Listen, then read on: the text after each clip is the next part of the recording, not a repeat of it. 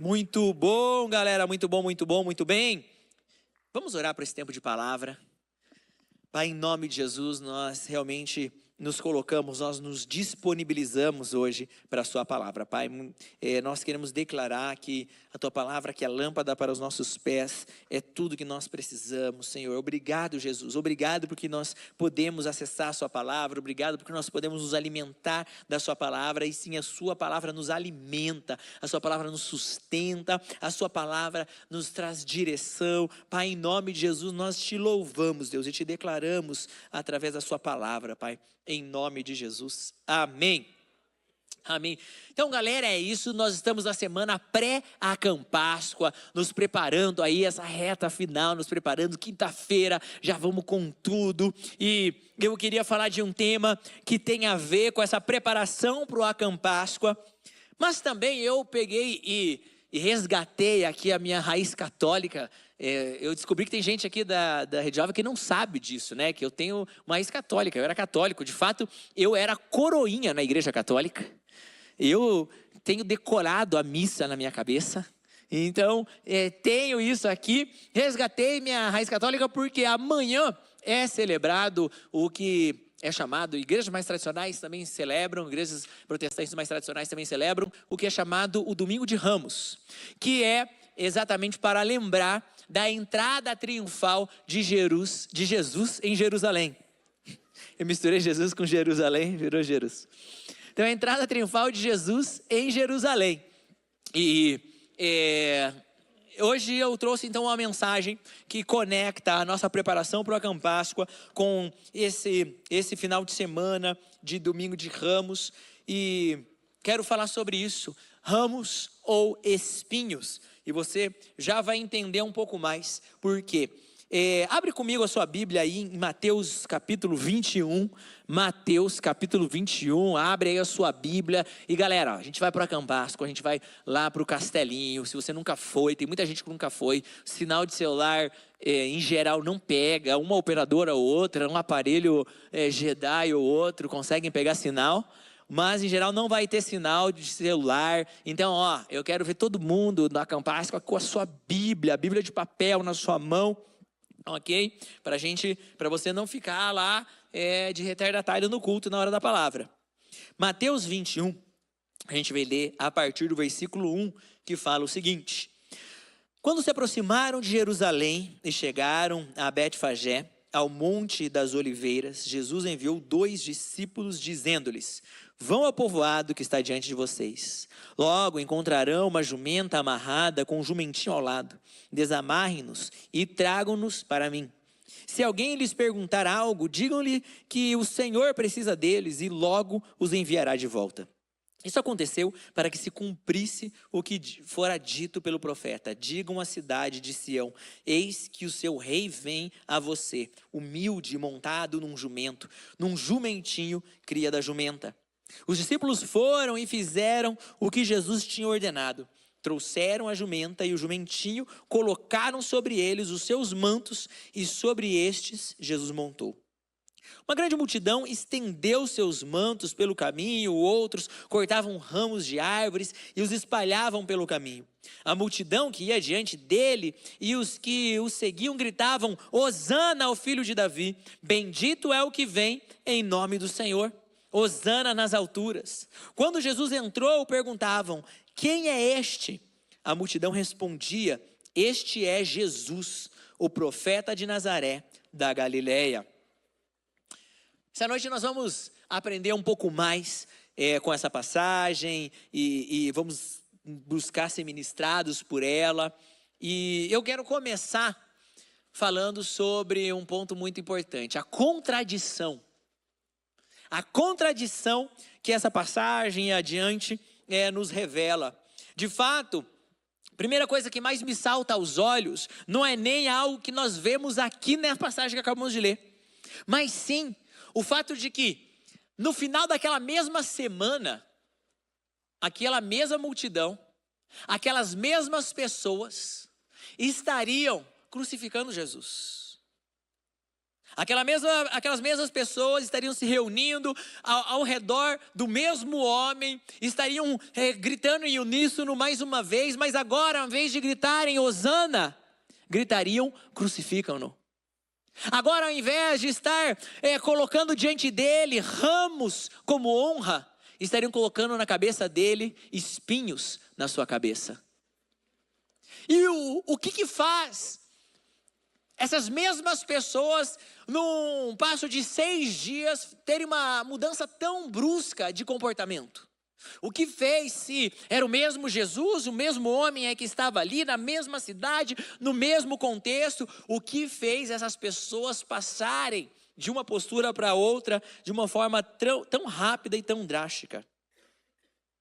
O que eles estão fazendo aqui, quando Jesus está entrando, a canção que eles estavam cantando na entrada triunfal, o ato de colocar os ramos aos pés de Jesus para que Jesus entrasse, tudo isso, de fato, o que eles estão fazendo aqui, eles estão expressando o Salmo 118.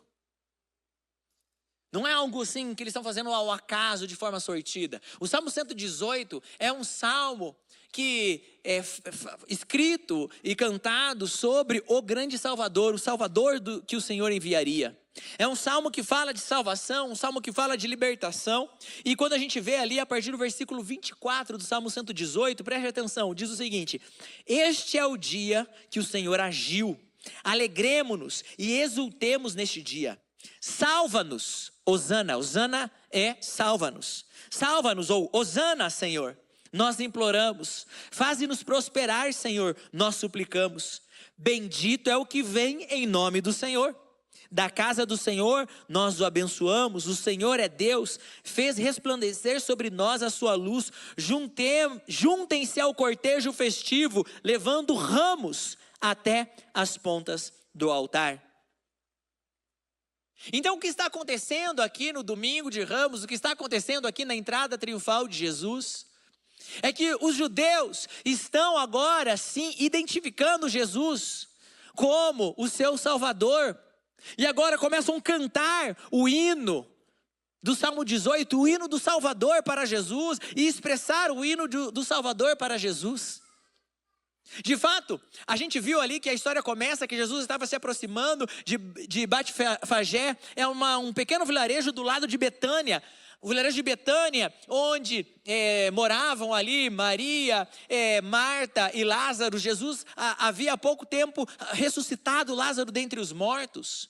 Naquele caminho, quando a gente vê no capítulo anterior de Mateus 20, nós vemos o cego gritando: filho de Davi, tem misericórdia de mim. E Jesus permite ser chamado filho de Davi. Exatamente nesse caminho, se aproximando daquele momento, que é a primeira vez que a gente vê publicamente Jesus sendo reconhecido como Messias. Filho de Davi, tem misericórdia de mim. Filho de Davi falava do ramo que brotaria, do galho seco de Jessé, a linhagem do Messias, a linhagem de Davi. E agora a fama de Jesus se espalhou por aquele povo, e eles estão reconhecendo aquele homem, Jesus, o profeta. Ele é de fato o filho de Davi, ele é de fato o Messias. Então ele é o nosso libertador, e cria-se uma expectativa dentre o povo. Eles tinham uma expectativa que esse rei fosse os libertar da opressão romana. Quando eles estão gritando, Hosana, liberta-nos, eles estão sendo literais: nos liberta, nos liberte da opressão dos romanos. Pessoal, essa cena da entrada triunfal de Jesus, Hosana, bendito que vem, os ramos colocados diante dele, não é a primeira vez que acontece na história. Jesus não foi o primeiro homem a ser recebido nos portões de Jerusalém dessa forma.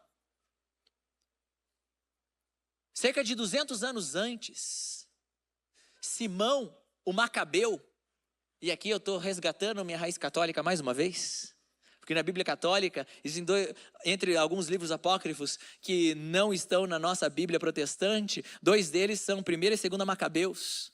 E a história então conta que cerca de 200 anos antes, esse homem Simão o Macabeu, Ele havia se levantado como um profeta, como um libertador dentre dos judeus. E ele vai então e negocia a independência do povo judeu. O povo judeu estava debaixo da administração do Império Seleucida. E Simão o Macabeu vai, negocia a independência dos judeus, consegue a independência dos judeus e volta agora triunfante, falando: olha, nós estamos libertos da opressão dos Seleucidas. E aí, 200 anos antes, Simão o Macabeu é recebido com ramos, com festejo e entra naquele lugar. E agora, os judeus estão todos preparados para fazer de Jesus o seu libertador, aquele que enfrentaria os romanos, que derrubaria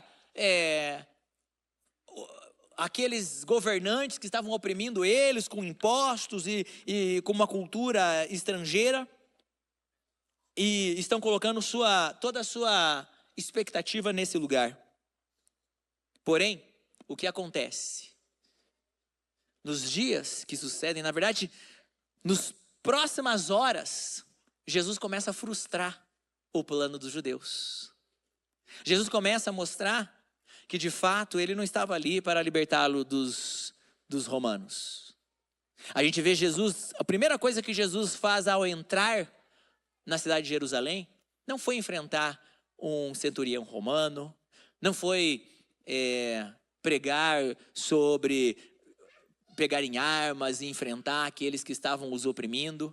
Ele entra no templo e ele faz o quê? Ele vira as mesas. Ele vira as mesas e fala: minha casa será chamada casa de oração.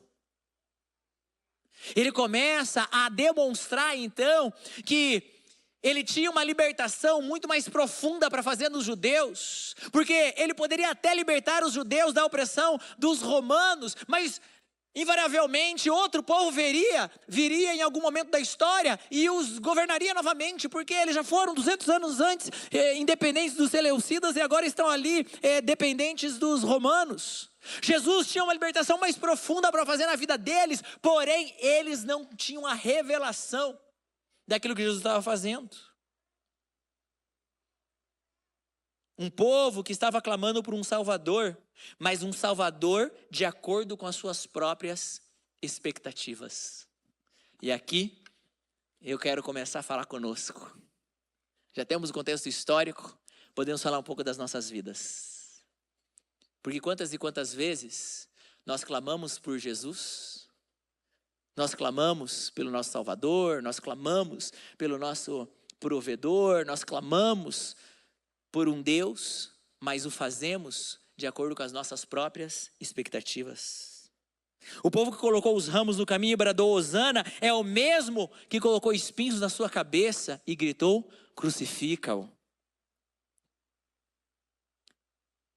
Muitas vezes, quando as coisas não acontecem do jeito que a gente espera, muitas vezes, quando somos frustrados, a gente expressa o que é de pior dentro de nós.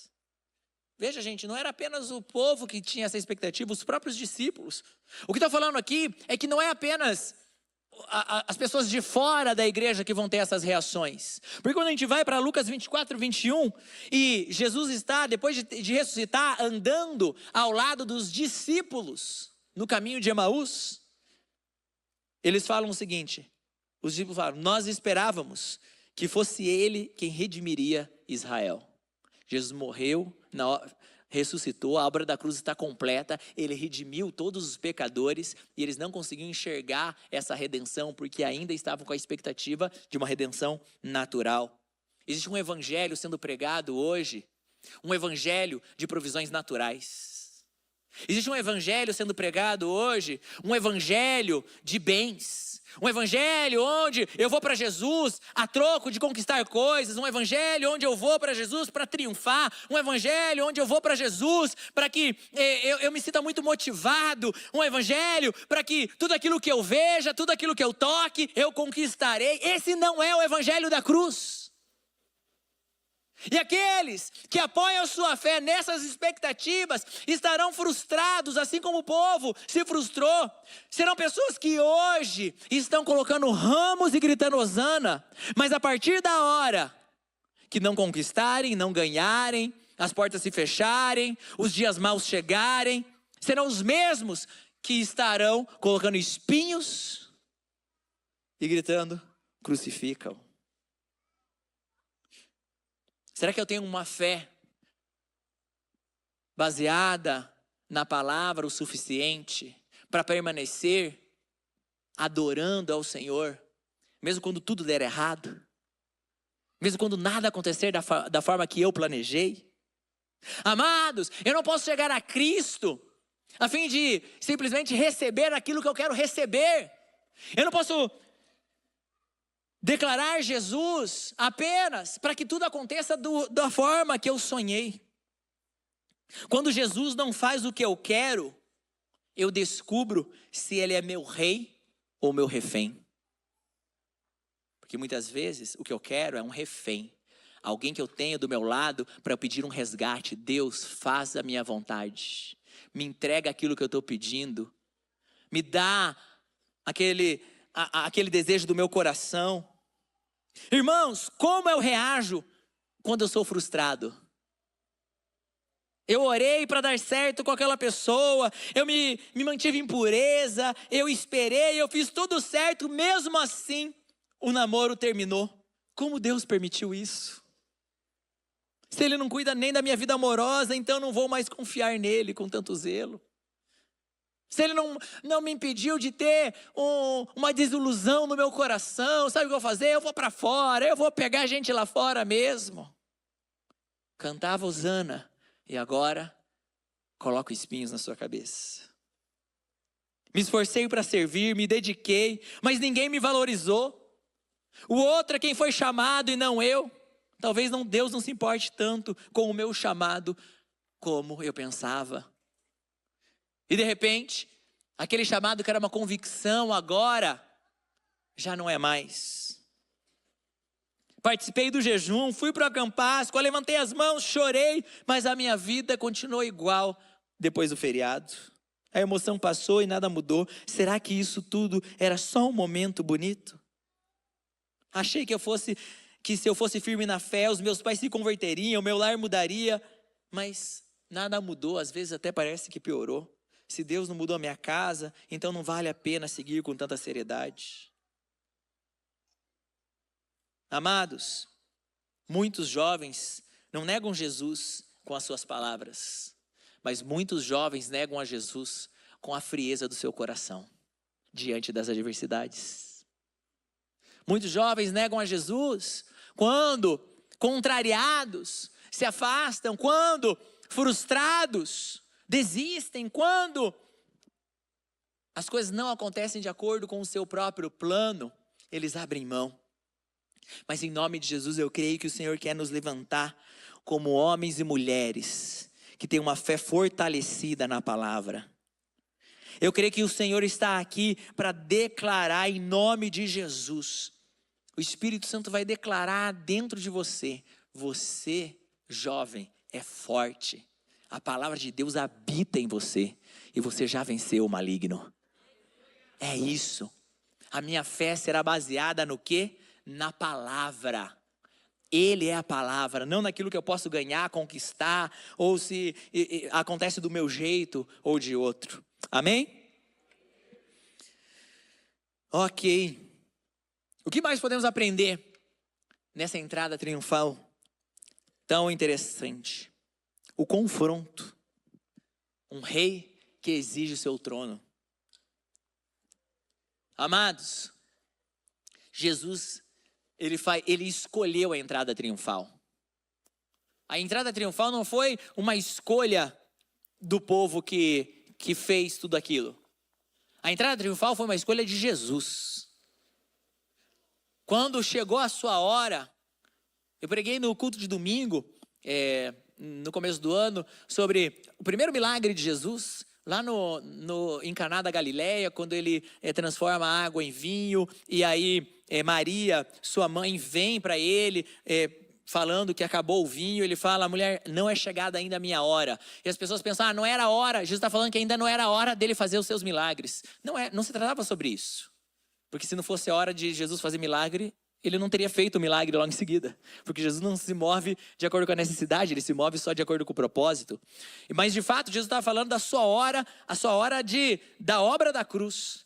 E aqui agora chegou a hora de Jesus, ele revela isso, que chegou a sua hora, então ele orquestrou tudo. Ele fala para os seus discípulos, vão em tal lugar, peguem um jumento que está em tal lugar. Ele escolheu o caminho, ele escolheu passar por Betfagé e por Betânia, as duas cidades às quais ele tinha feito os maiores milagres, e ele sabia que ali ele seria reconhecido, e aquela multidão iria à sua frente. Ele escolheu o momento certo da entrada, ele decidiu agora corresponder ao cego que falava filho de Davi. Então, ele que antes falava, olha, não revelem ainda, quando alguém trazia uma revelação, ele mantinha no particular, mas agora trouxe a revelação pública de filho de Davi. Ele falou, quando foi chamado filho de Davi, ele fala, sim, sou eu, o que você quer que eu te faça? Ou seja, ele se assume como filho de Davi, como o Messias, como o ramo que brotava do galho seco de Jessé.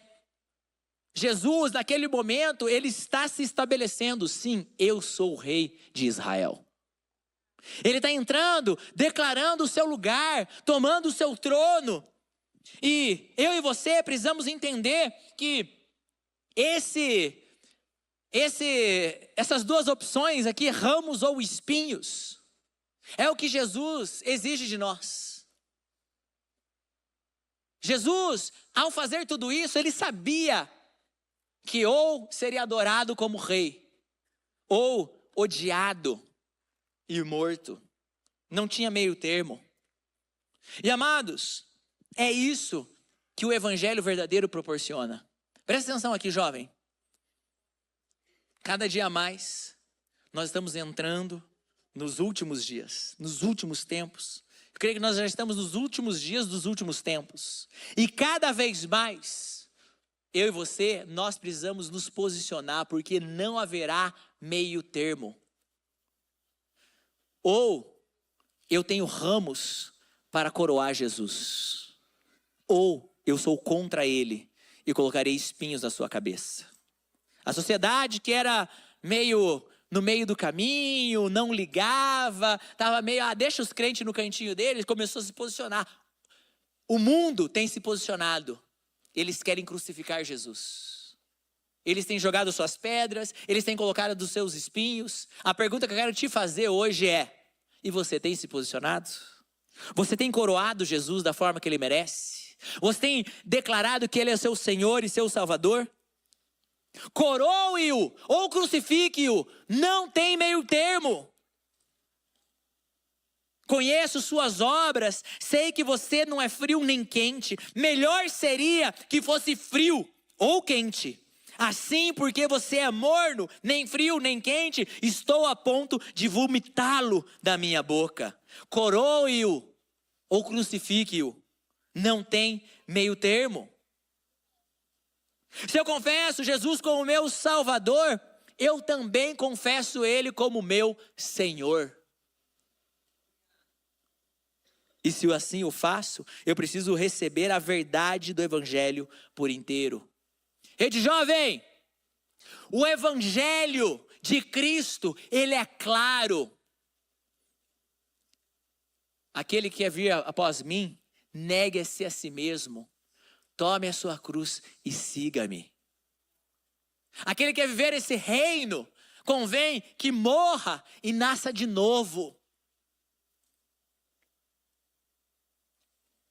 Ser cristão não é um clube o qual eu participo. Ser cristão não é uma moda fashion, com quanto a gente faça camisetas. Ser cristão não se trata simplesmente de uma etiqueta que eu coloco ou não. Ser cristão não é como torcer por um time de futebol. Eu torço por um time de futebol. Às vezes ganha, às vezes perde, mais perde do que ganha. Me dá mais frustração do que alegria. Mas de fato, vou te falar a real, não muda nada na minha vida. Se ganhou, se perdeu.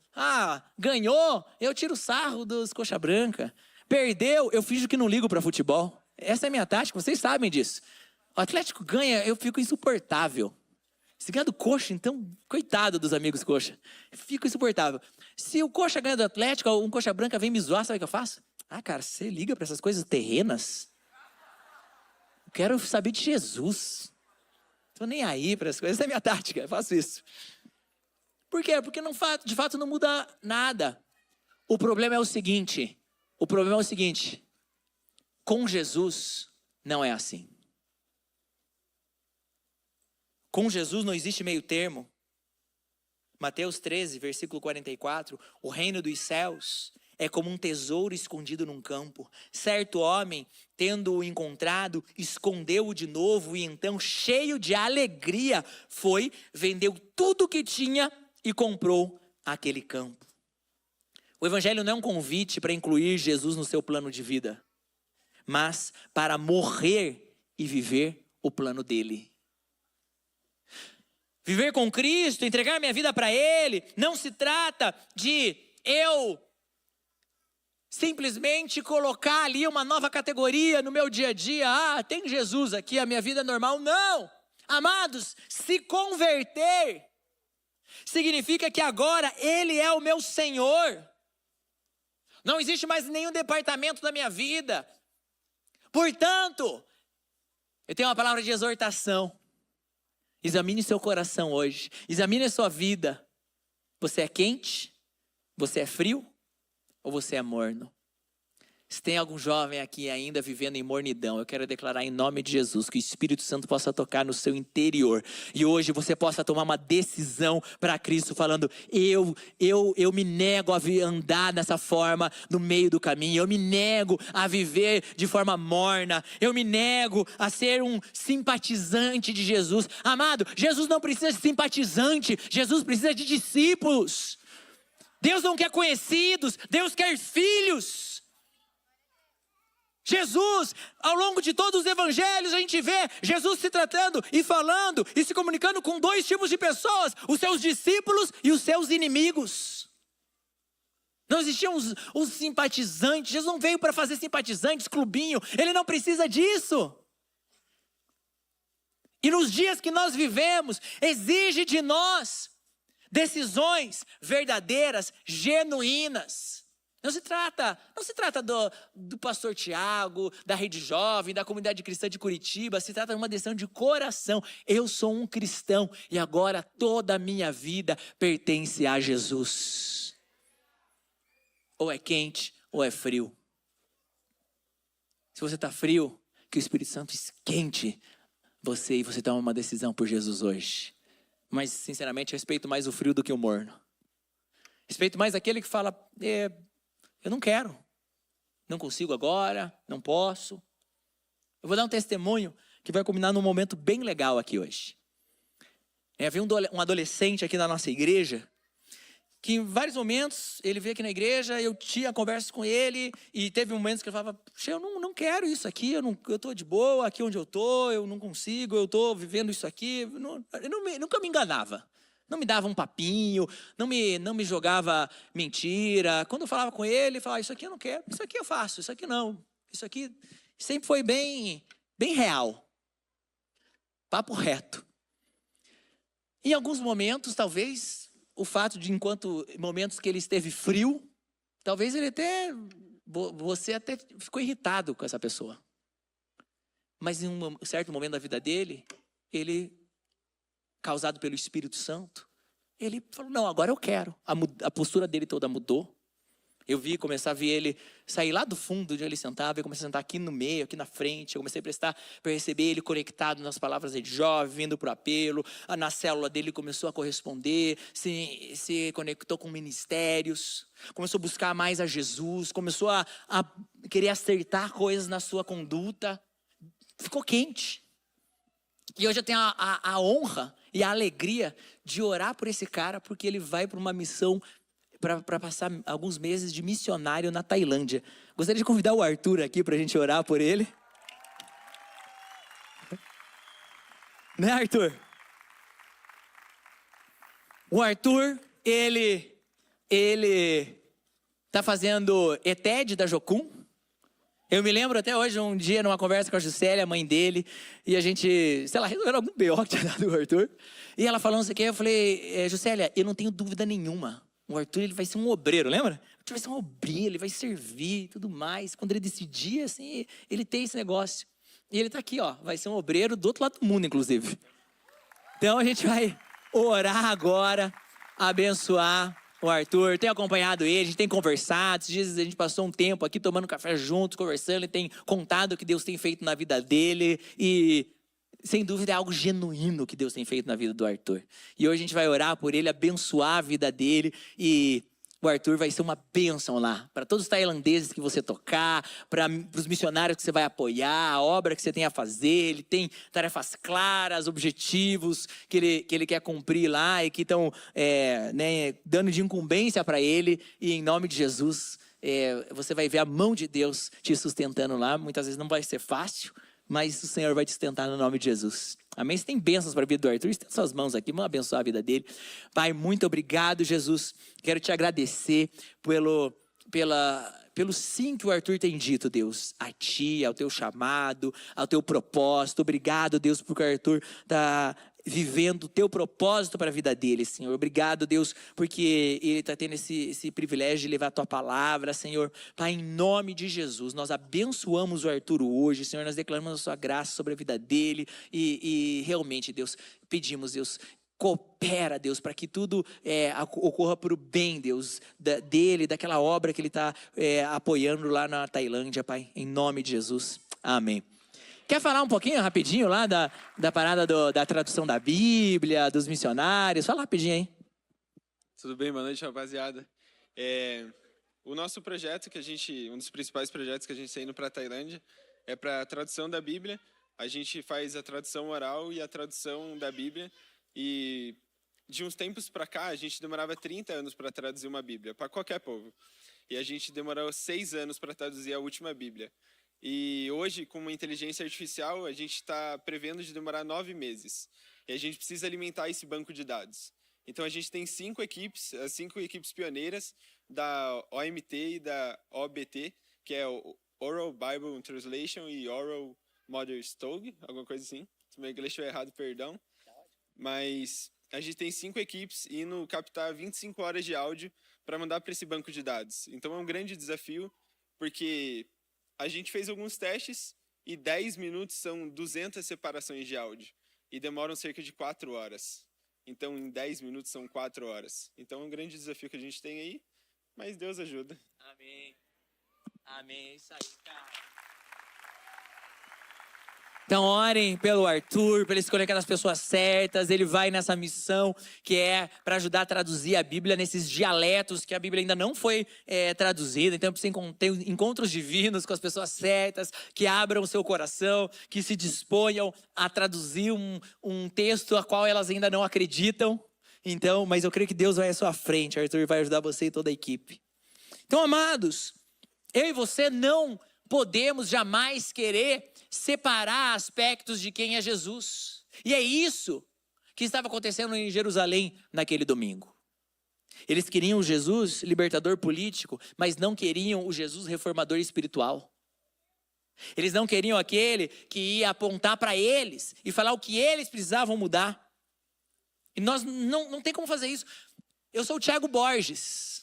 Não dá para você falar para mim, me convidar para ir na sua casa, mas fala assim, faz o seguinte, vem na minha casa, mas vem só o Thiago, o Borges não. Tem como eu ir só Thiago e não Borges? Não, se eu vou lá, eu vou por inteiro, não tem como separar. Mas há quem queira separar alguns aspectos de Jesus. Eu quero um consolo, eu quero uma bênção, eu quero aceitação, eu quero perdão, eu quero direção, eu quero provisão. E amado, Jesus pode ter tudo isso para mim. Porém, Ele pode ser muito mais do que isso. Jesus pode ser tudo isso para mim apenas se Ele for Rei.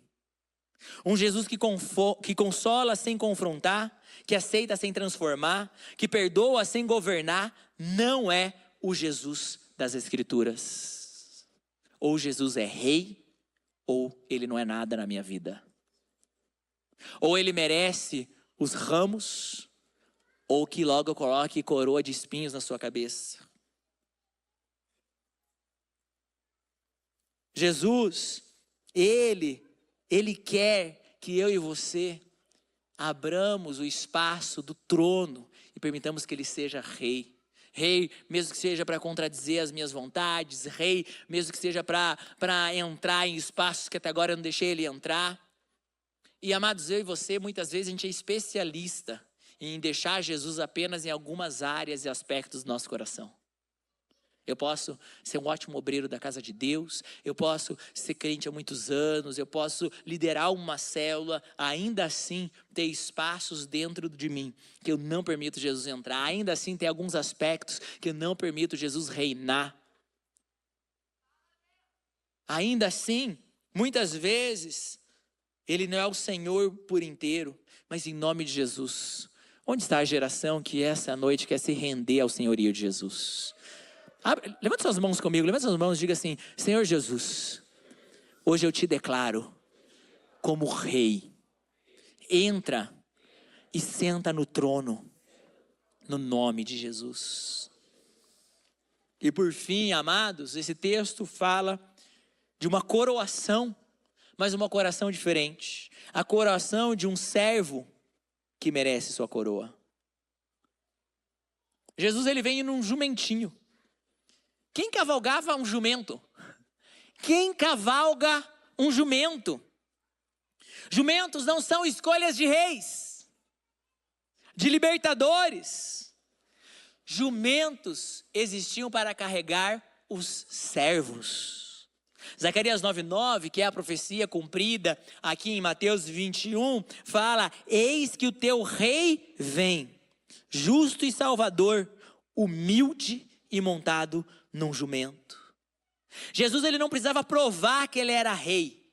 Preste atenção, Jesus, ele não precisava provar que ele era rei, mas ele escolheu provar que ele era servo.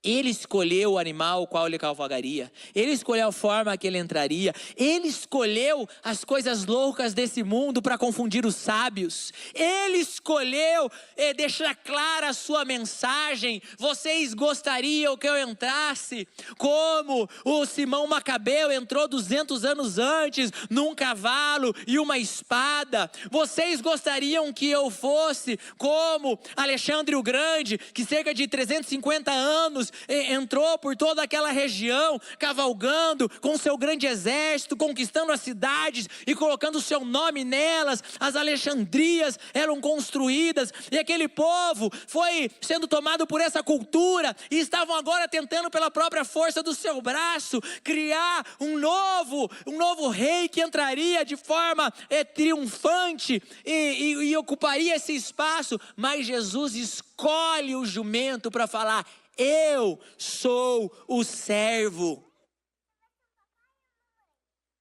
Existe uma frase do Timothy Keller que me impacta muito, que fala o seguinte: pecado é um servo se colocando no lugar do rei. Salvação é o rei que se colocou no lugar de servo. E não é isso mesmo? As guerras que a gente vê até os dias de hoje não são de fato homens que deveriam servir as nações se colocando como reis, falando: eu mando, eu domino, eu dou as cartas e vai ser do meu jeito, e isso causa uns conflitos? Um jovem que cai em imoralidade, não é exatamente isso?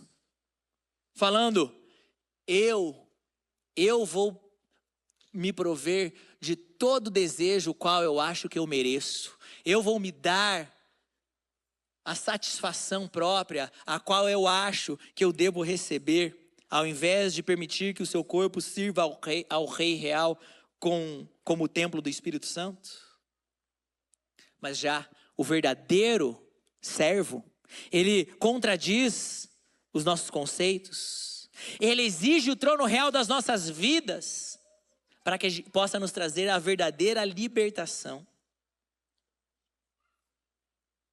Filipenses 2:6 em diante fala: embora sendo Deus, não considerou que o ser igual a Deus era algo que devia apegar-se, mas esvaziou-se a si mesmo, vindo a ser servo. Por isso, Deus o exaltou à mais alta posição e lhe deu o nome que está acima de todo o nome.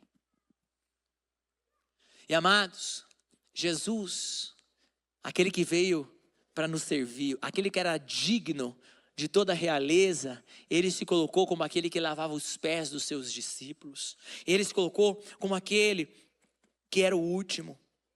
Ele entrou em Jerusalém montado num jumento, mas agora quer entrar nas nossas vidas com o mesmo espírito, manso e humilde. É assim que ele se aproxima de mim e de você. Ele está à porta e bate. Ele espera que você venha e abra. Ele está diante de você. Ele está propondo uma vida nova. Amado, quem sabe a gente está aqui e a gente já conhece a Jesus. Talvez a gente já o conhece, a gente já o serve. A gente já fala dele. Quem sabe eu e você já somos daqueles que cantam Hosana. Hosana ao rei que vem.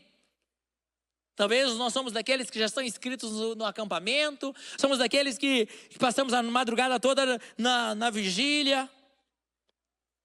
Mas hoje, algumas perguntas precisam ecoar dos nossos corações. Quando ele contradiz os meus planos, ele continua sendo rei? Quando o que ele tem para mim é totalmente diferente da expectativa que eu tinha, eu continuo colocando os ramos? Se a partir de agora a resposta sempre for não, eu trocarei os ramos por espinhos, eu trocarei o Hosana por crucifica. Algumas perguntas que precisam ocorrer no nosso coração essa noite será que realmente eu tenho permitido que ele seja rei? Ou até agora eu sou apenas um simpatizante? Existe uma grande diferença que a sociedade atual, o nosso modo de vida atual nos engana, é uma mentira frente ao evangelho. Hoje em dia é fácil falar que eu sou fã, que eu sou seguidor de alguém que eu não conheço. Eu vejo pequenos recortes da vida daquela pessoa, através de stories, apenas algumas partes que ela escolheu colocar ali em recortes de 10 segundos, e eu me acho amigo dela, me acho parte da vida dela, me acho próximo a essa pessoa, mas não tem como viver com Cristo dessa mesma forma. O discipulado qual ele propõe não é discipulado de pequenos recortes de 15 segundos, mas sim uma vida constante de entrega no altar. Algumas perguntas precisam ecoar nos nossos corações essa noite. Será que eu tenho sido quente? Será que eu tenho ficado como morno? Será que eu tenho permitido que o servo maior de todos, entre agora com seu jumento, cavalgando o símbolo da humildade para dentro da minha vida? Jesus está nos chamando para essa coroação, e se hoje você entende que precisa deixar o orgulho, a autossuficiência, os seus próprios reinos e se prostrar diante dele, então hoje é o seu dia. Se você entende que se o rei está passando, mesmo de forma humilde, ele é digno de ser o Senhor de tudo, você está no lugar certo. Hoje, se você quer tomar uma decisão de não mais ignorar, não mais rejeitar, mas que hoje é o dia, é o momento da coroação, o altar que está diante de você é o lugar para você coroá-lo. Que essa noite a gente possa substituir a indiferença, os espinhos, pelos ramos que o rei merece. Fica de pé no seu lugar.